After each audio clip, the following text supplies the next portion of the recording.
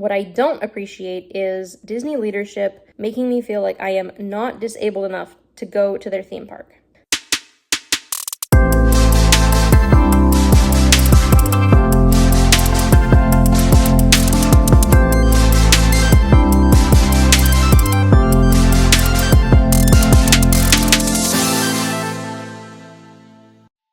Hello everyone, and welcome back to Life on Wheels.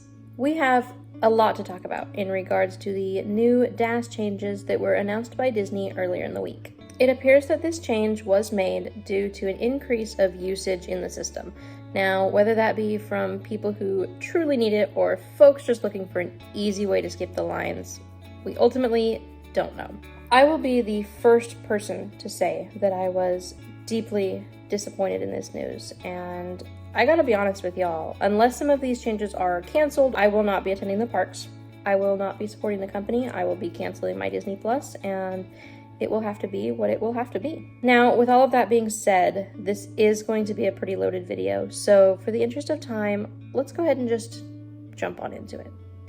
If you have not seen the news yet, earlier this week, Disney announced that they will be overhauling their DAS, Disability Access Service Pass program. Previously, guests like myself were able to request accommodations for various disabilities, and this would be through either a video chat or at a guest relations tent within the park. This pass would allow us to request a return time for any given attraction, and it would allow us to wait until our designated time outside of the line. There is no line skipping with this program. You simply wait somewhere else. This gives you the opportunity to wait in a way that was most comfortable and safe for us, given my conditions.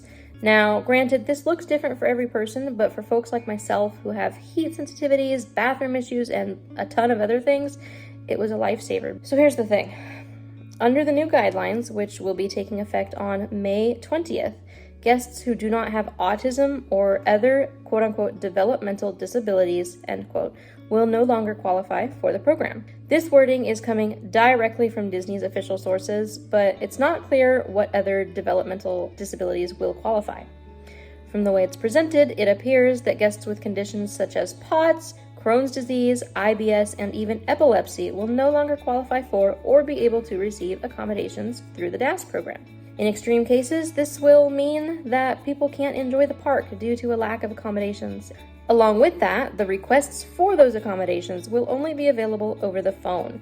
Ultimately, the changes to this program mean that I will no longer be able to attend the park safely, and I wish that this wasn't the way that Disney chose to handle the previous abuse of the system, if that's what's causing this. On a more personal note, our last trip to the park was only possible for my aunt because of the DAS program, and now this is no longer available to her, even though she truly needs it. I don't want this to come across as implying that people with developmental disabilities and autism are not deserving of the pass, because that is not at all what I'm trying to say. What I don't appreciate is Disney leadership making me feel like I am not disabled enough to go to their theme park. There is no one-size-fits-all approach that solves this problem, especially with Disney not requiring documentation. To say that I am disappointed in the company and how they chose to handle this situation is quite the understatement.